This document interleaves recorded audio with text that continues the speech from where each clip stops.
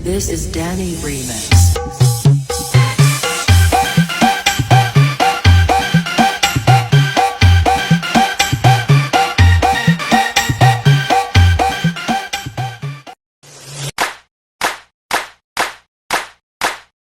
Oke, standby, kamera ready, sound ready, 3, 2, 1, action. Assalamualaikum warahmatullahi wabarakatuh. Halo guys, di video kali ini saya akan menjelaskan langkah-langkah pembuatan IRB Sistem Akademik, mulai dari pembuatan entitas, relasi, atribut, hingga kardinalitasnya. Nah, saya akan membuat di aplikasi yang bernama Draw.io ini. Kita save dahulu.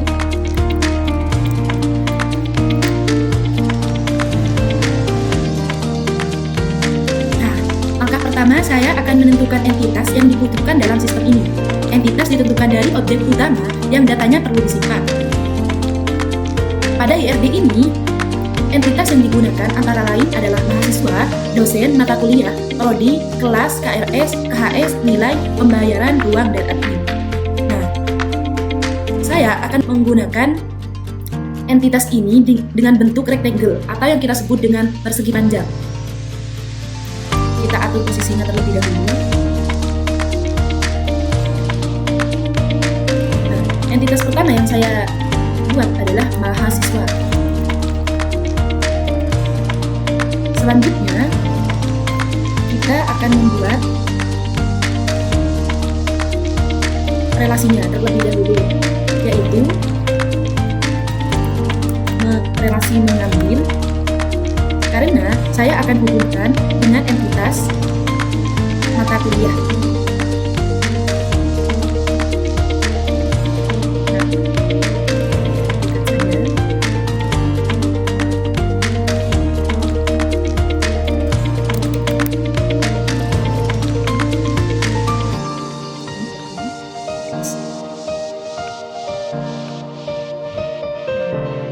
selanjutnya, kita akan hubungkan ke KHS.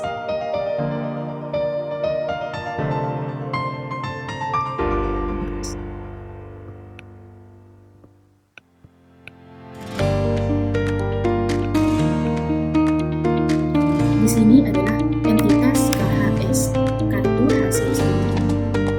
Nah, dengan relasi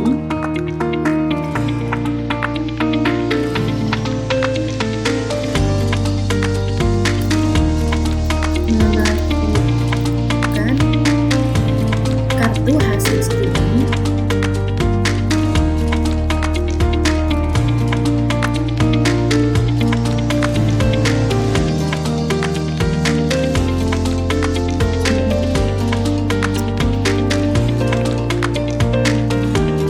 nah, setelah itu kita hubungkan ke KRS-nya.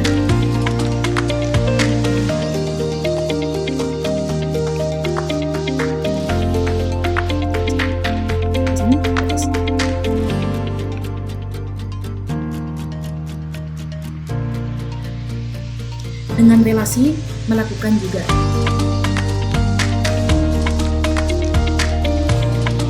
Jadi penjelasan ini, mahasiswa melakukan kartu hasil studi KRS. Di sini sama-sama mahasiswa dengan relasi entitas mahasiswa dengan relasi melakukan dan dihubungkan ke KHS. Jadi mahasiswa melakukan kartu hasil studi ini. Lanjut, langkah kedua, kita tingkat lagi. Di sini saya akan kasih entitas nilai. Nah, lalu kita hubungkan dengan relasi rekap.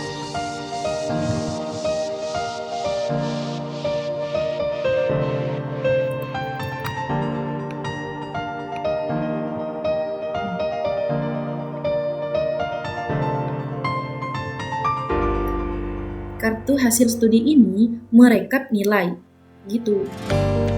Lalu KRS ini juga merekap nilai. Oh, bukan merekap guys. KRS ini berasal dari nilai.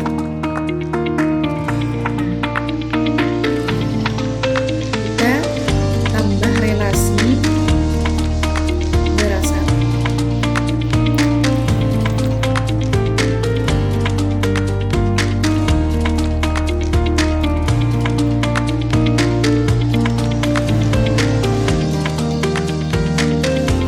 Selanjutnya, pada mata kuliah ini disambung dengan KRS ini akan terhubung. Jadi, mata kuliah terhubung dengan KRS, yaitu relasinya adalah terhubung.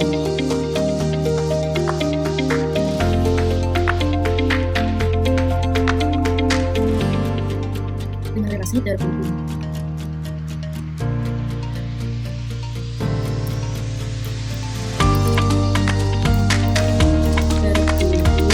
Dengan KRS.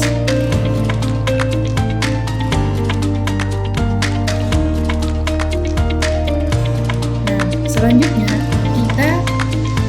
mahasiswa ini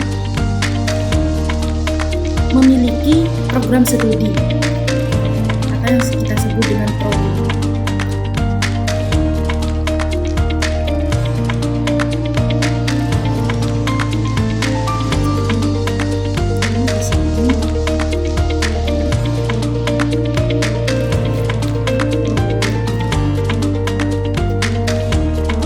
Dengan entitas memiliki, dengan relasi memiliki.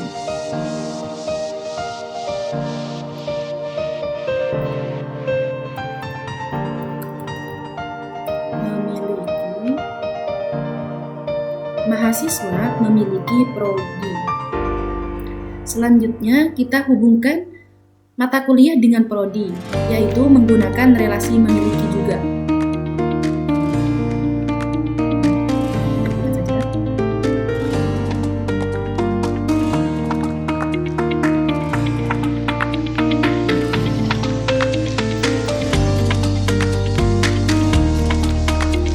Kuliah memiliki program studi dan juga mahasiswa memiliki program studi.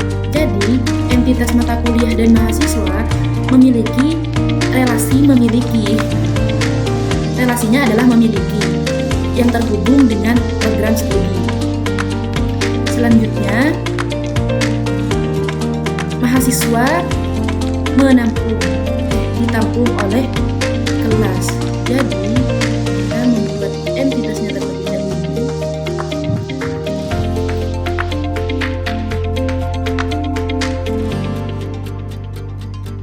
Ini kelas.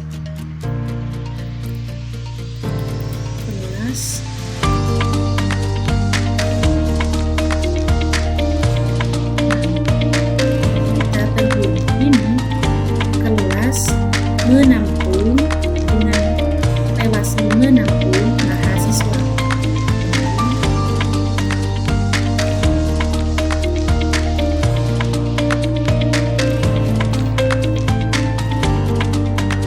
Menampung mahasiswa.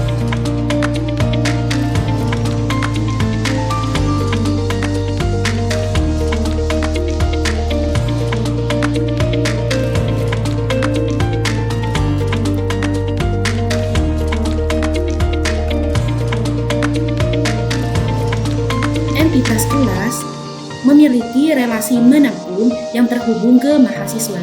Jadi, kelas menampung mahasiswa.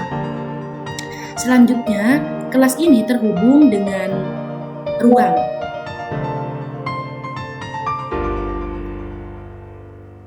Kelas terhubung dengan ruang.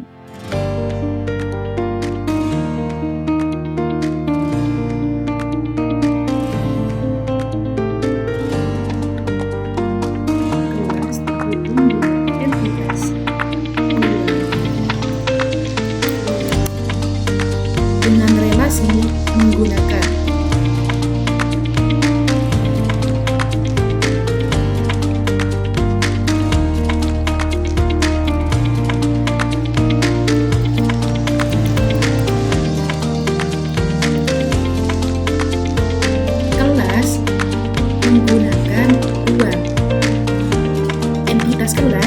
memiliki relasi menggunakan yang terhubung dengan ruang. Selanjutnya, ruang ini juga terhubung ke mata kuliah. Jadi,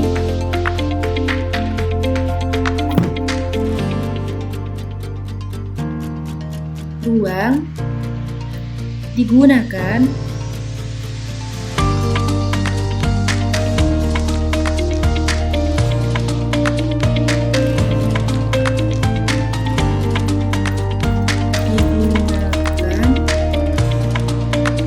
oleh mata kuliah. Jadi, entitas ruang memiliki relasi digunakan mata kuliah yang terhubung dengan mata kuliah.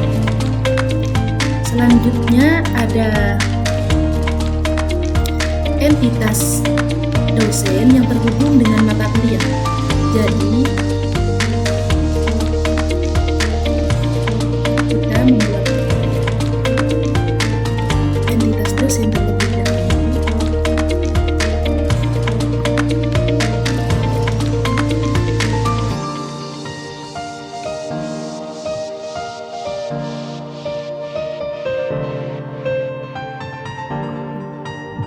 Ini dosen, entitas dosen yang memiliki relasi mengajar.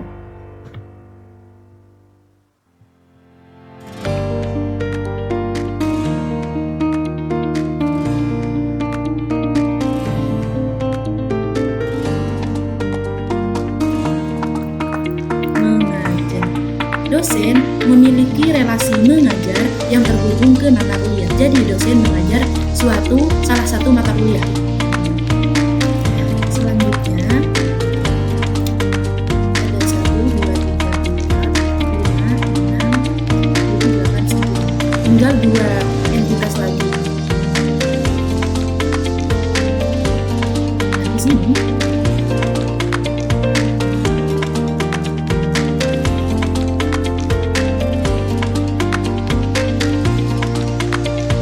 ada entitas pembayaran.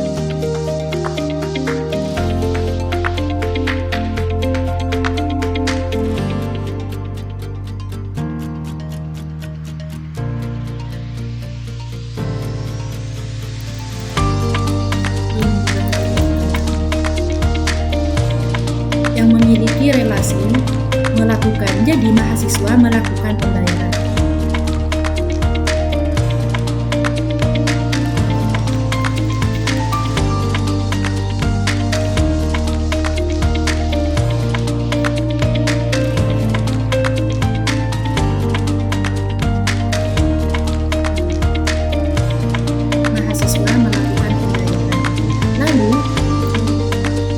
Pembayaran itu dikelola oleh admin. Jadi kita membuat entitas admin terlebih dahulu.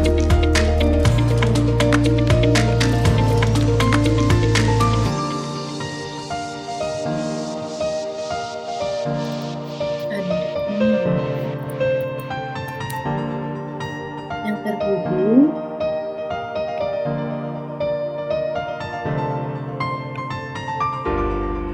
ke pembayaran dengan relasi mengelola.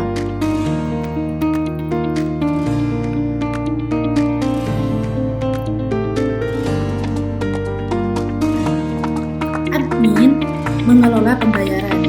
Entitas admin memiliki relasi mengelola yang terhubung ke pembayaran. Selanjutnya kita hubungkan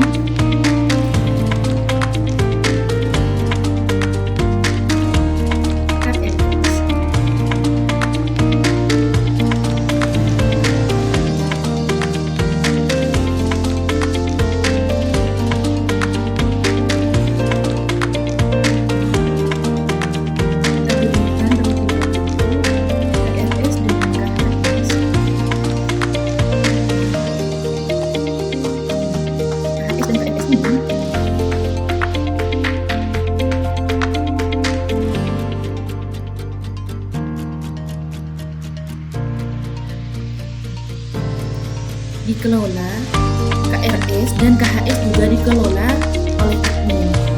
Jadi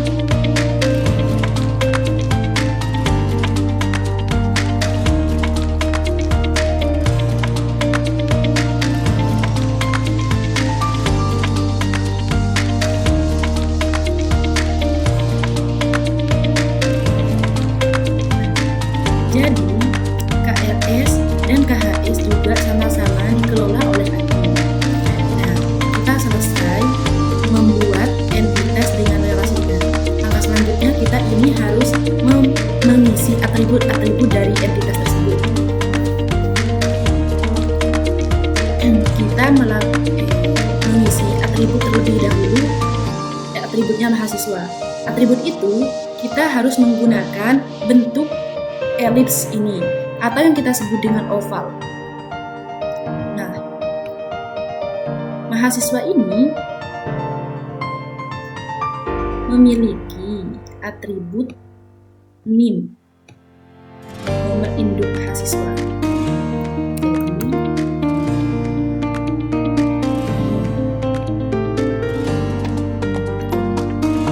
Selanjutnya, kita membuat atribut nama mahasiswa.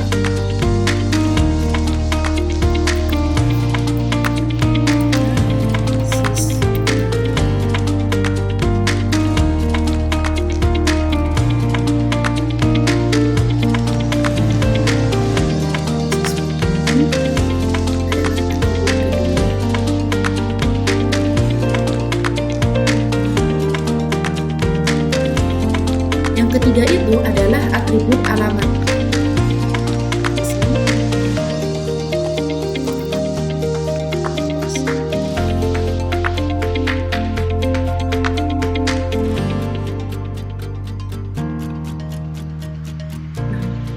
Ada 3 atribut dalam mahasiswa ini. Selanjutnya adalah tanggal lahir.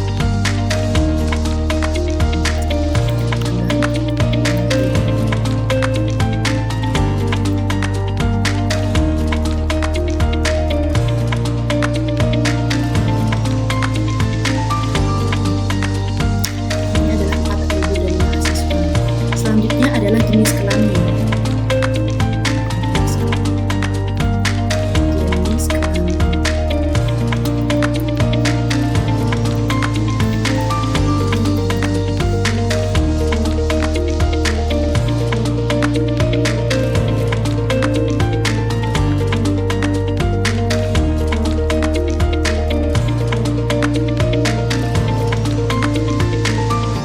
Setelah jenis kelamin itu ada foreign key yang kembali ke prodi, yaitu ID prodi.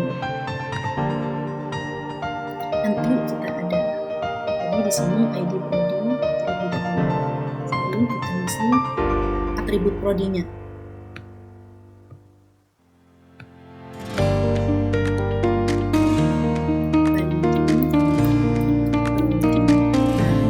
Setelah itu ada ID kelas. Kita masuk ke kelas mana itu biar diproses di sistem.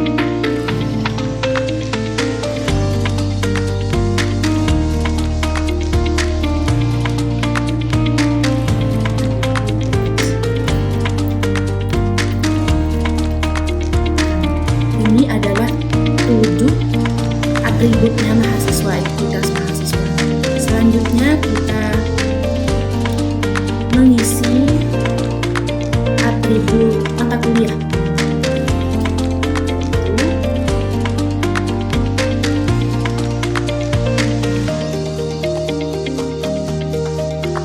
Kode mata kuliah.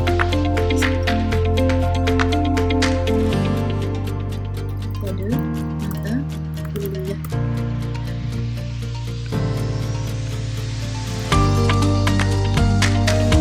Selanjutnya ada nama mata kuliah.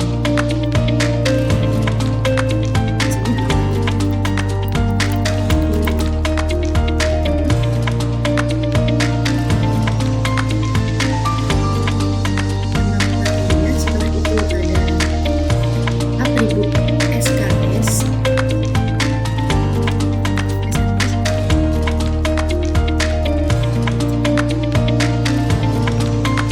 Setelah itu ada atribut semester.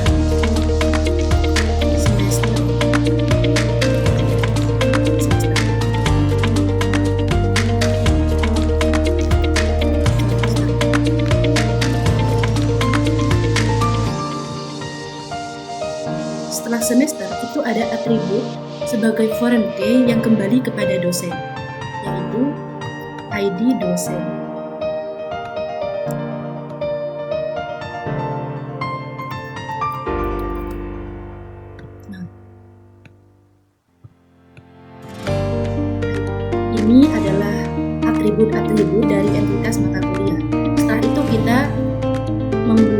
atribut dosen. Yang pertama itu adalah ID dosen.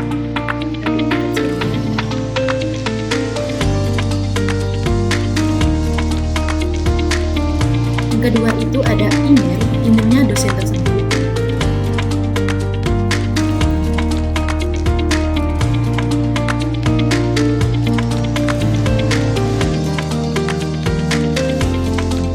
Yang ketiga ada nama dosen.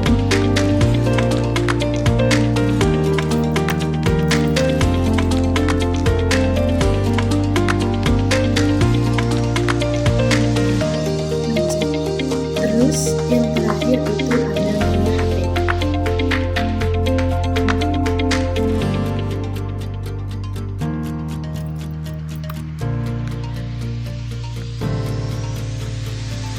Ini dia atribut-atribut dari identitas dosen.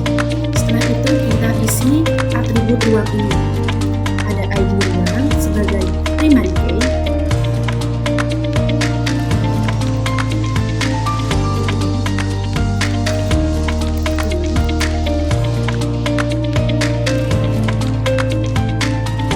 Setelah itu ada nama ruang.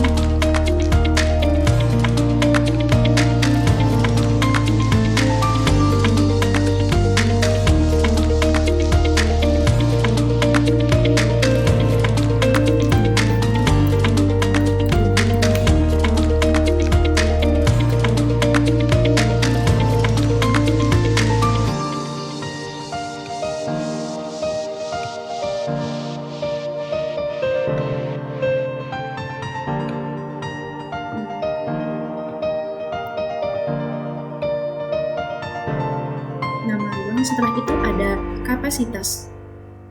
Ada kapasitas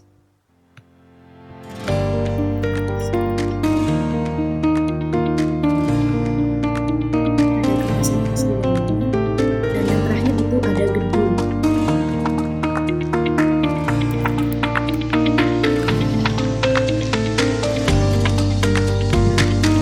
Setelah itu kita isi atribut dari KRS. Ada ID KRS,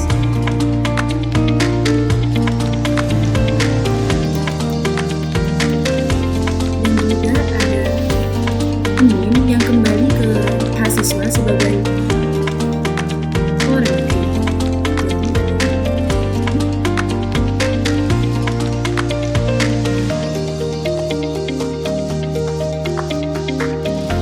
Setelah itu ada kode letak dia sebagai foreign key juga.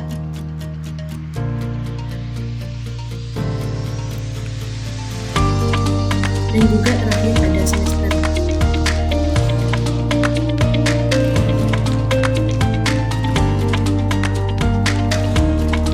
Nah, ini atribut dari dosen. Sekarang kita isi yang nilai. Ada ID nilai dan juga ID KRS sebagai foreign key.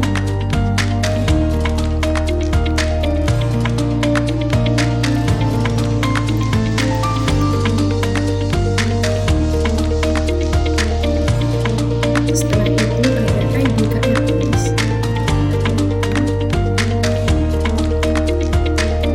Ini sebagai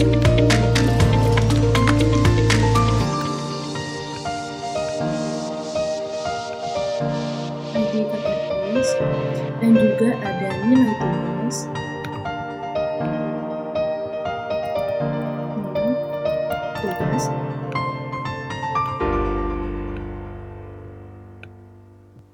Nah, setelah itu ada nilai UTS.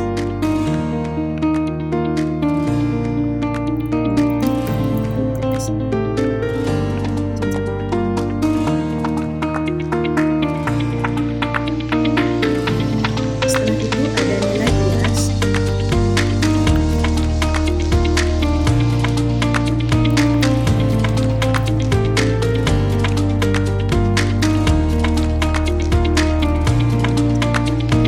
Ada nilai akhir.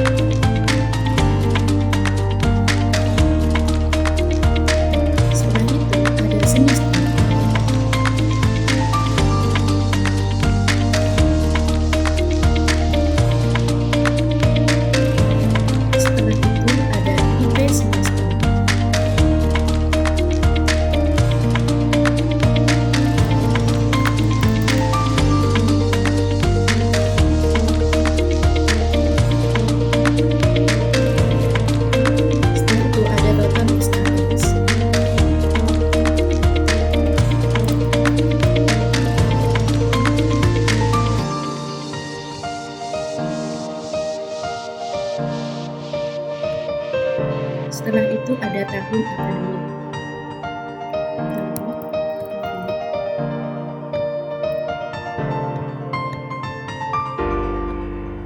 Nah, ini semua atribut-atribut dari KHS. Setelah itu ada prodi, ID prodi,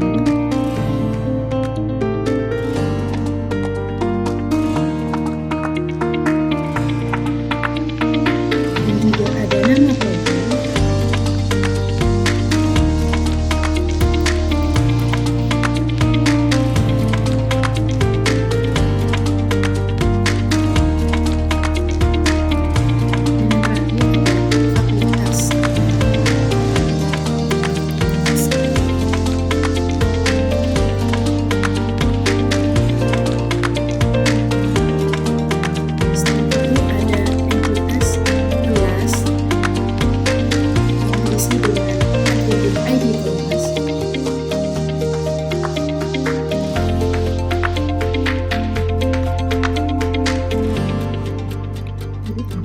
nama kelas,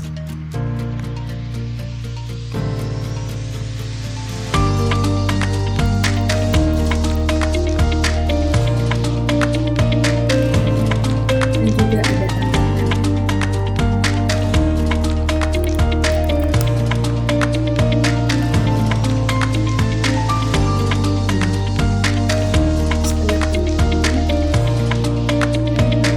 Setelah itu atribut dari pembayaran.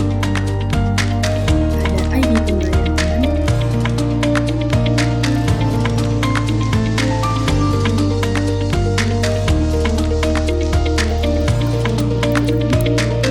ada NIM,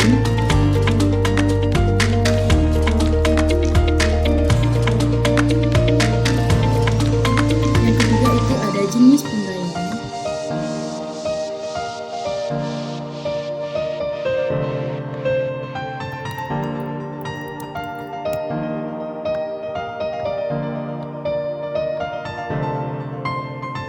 dan yang keempat itu ada jumlah.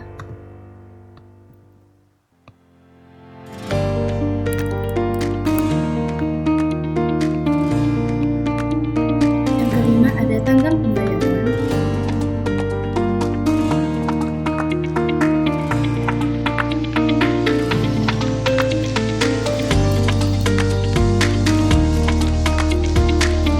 Dan yang terakhir ada status.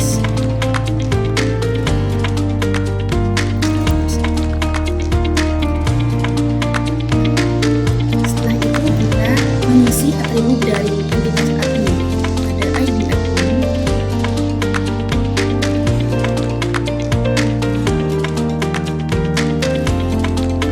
ada nama admin,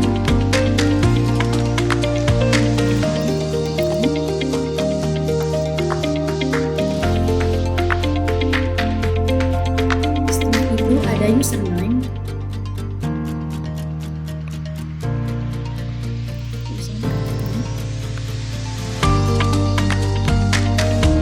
setelah itu ada password,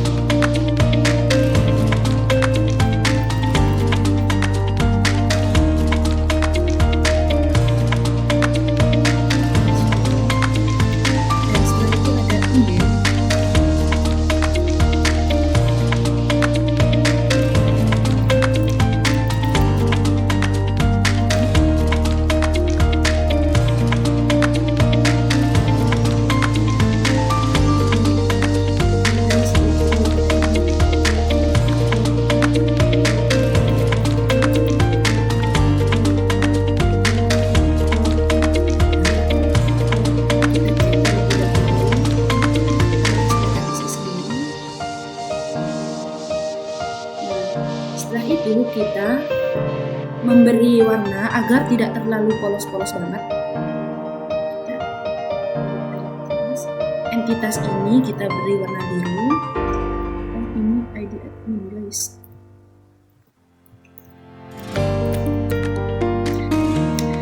Primary key kita kasih warna orange. Kalau atribut lainnya kita beri warna kuning.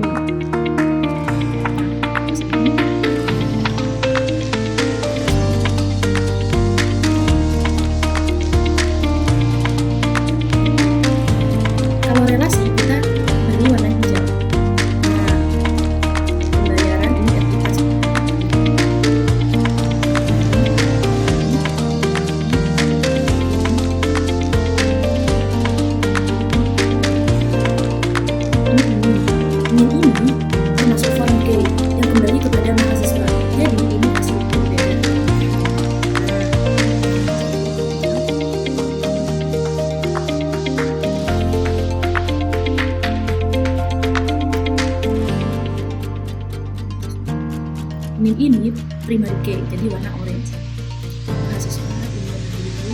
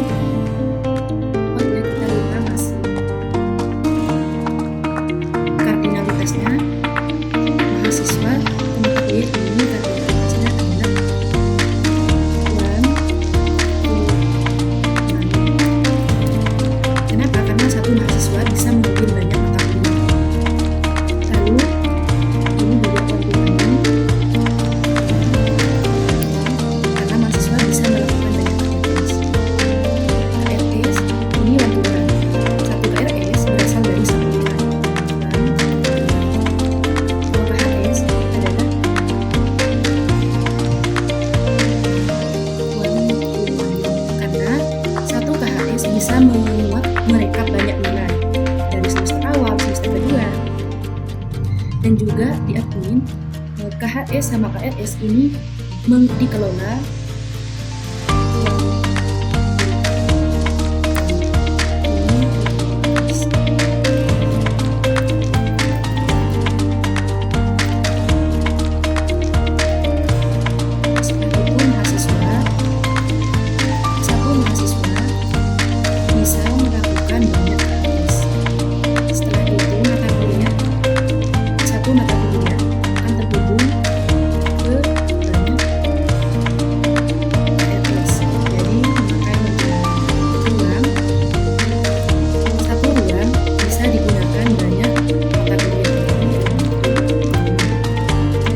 satu dosen bisa mengajar banyak mata kuliah, jadi pakai one to many. Setelah itu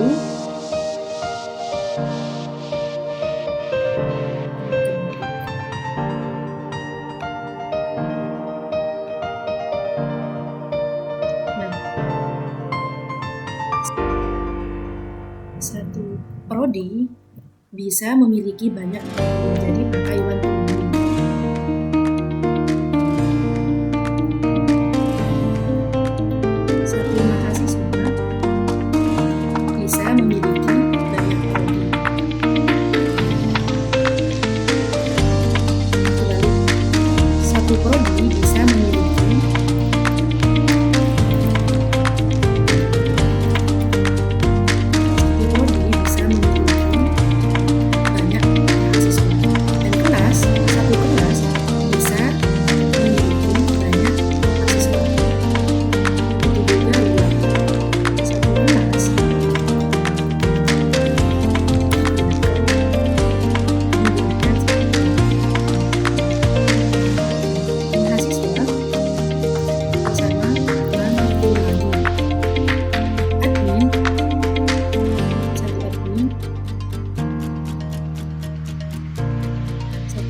Bisa mengelola banyak ilmu.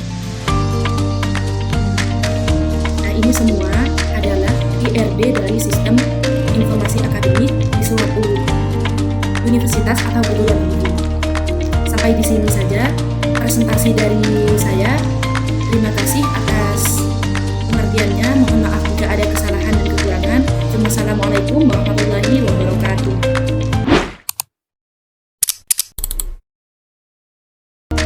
Assalamualaikum warahmatullahi wabarakatuh.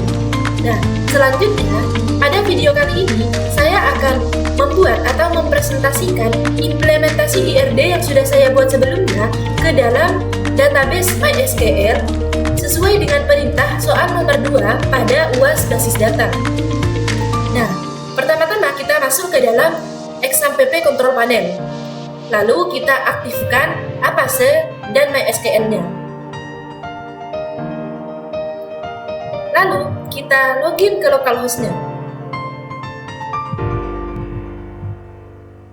Nah, setelah kita masuk ke dalam database-nya, kita klik new. Lalu buat database name-nya ini, fungsinya ini adalah menampung semua tabel-tabel yang akan saya buat nanti. Nah, di sini kita isi dengan database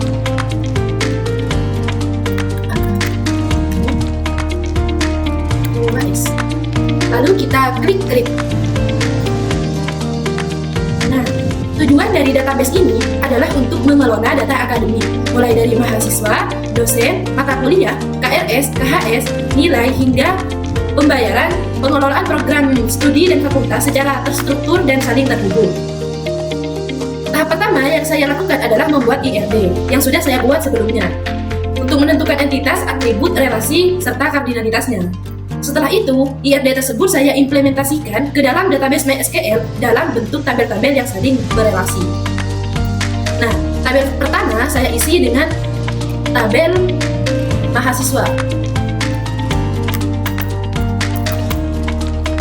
Nah, tabel mahasiswa ini mempunyai 7 atribut. Lalu kita klik. Nah, saya akan menjelaskan kolom-kolom yang ini yang akan saya gunakan sekarang. Di name ini kita isi dengan atribut-atributnya. Pada tab ini kita menentukan tipe datanya yang sesuai dengan atributnya.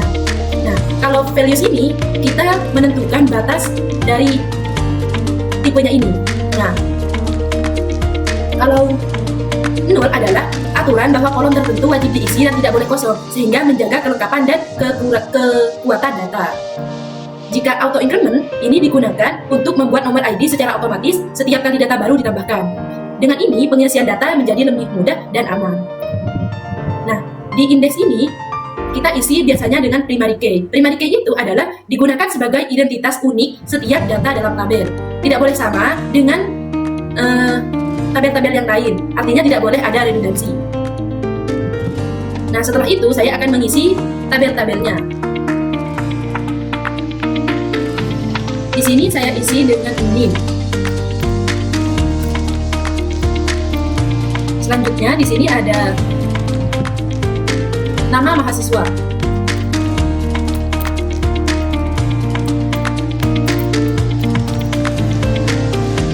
Selanjutnya di sini ada alamat. Di sini ada tanggal lahir. Lalu di sini ada jenis kelamin.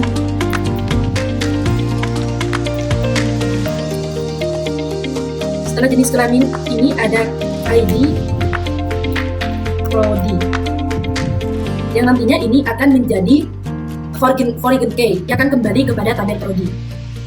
Dan selanjutnya ini foreign key juga, yaitu ID kelas. Nah, setelah itu kita menentukan tipenya. NIM ini integer, karena kenapa? NIM ini biasanya diisi dengan angka. Di sini adalah varchar karena teks, berupa teks atau huruf. Ini di sini juga sama. Tanggal lahir itu date. Jenis kelamin ini adalah enum.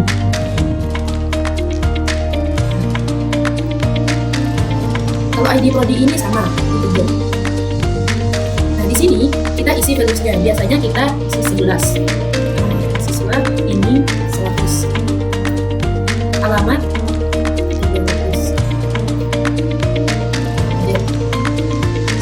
enum ini kita isi dengan L,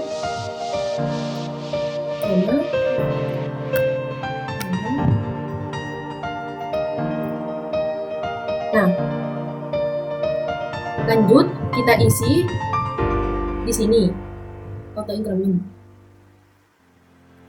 Nah, setelah kita isi semuanya, lalu di save.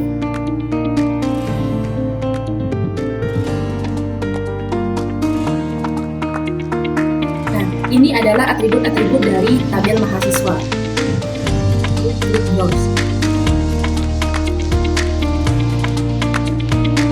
Nah, selanjutnya saya akan mengisi tabel-tabel yang selanjutnya.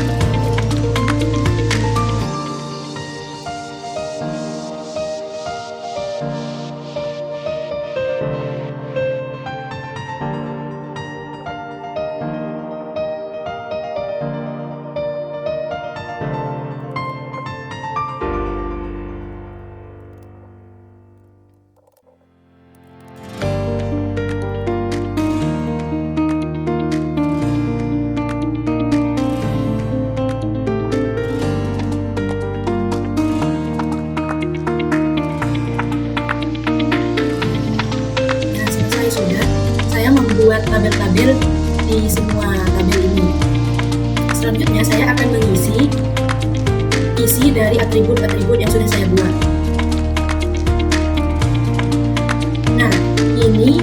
tabel-tabel yang sudah saya isi, yang sudah saya buat. Selanjutnya saya akan mengisi foreign key-nya agar terhubung.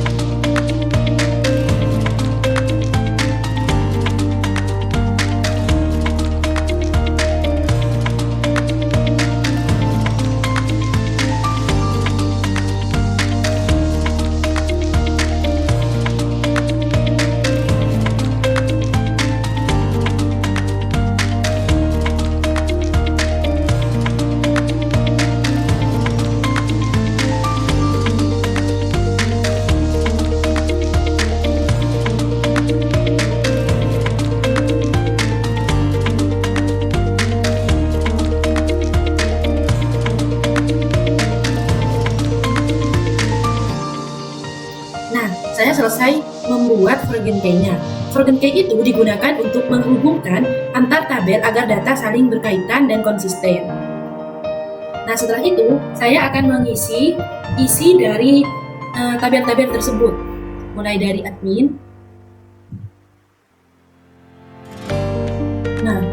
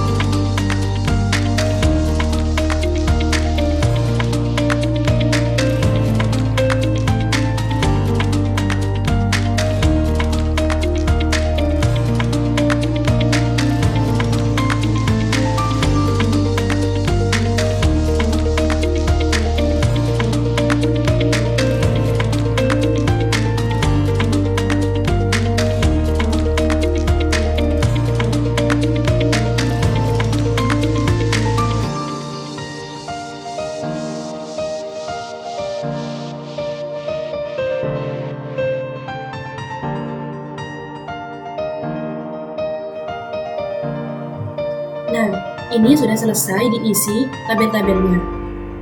Setelah itu kita ekspor. Ekspor SQL-nya.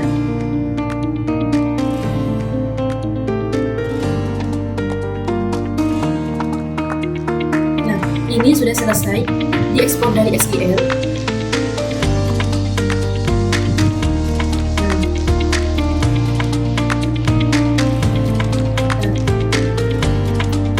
Ini semua desainer-desainer.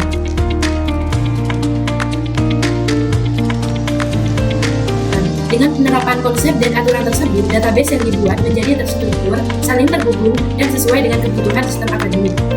Demikian presentasi yang dapat saya sampaikan. Terima kasih atas perhatiannya. Wassalamualaikum warahmatullahi wabarakatuh.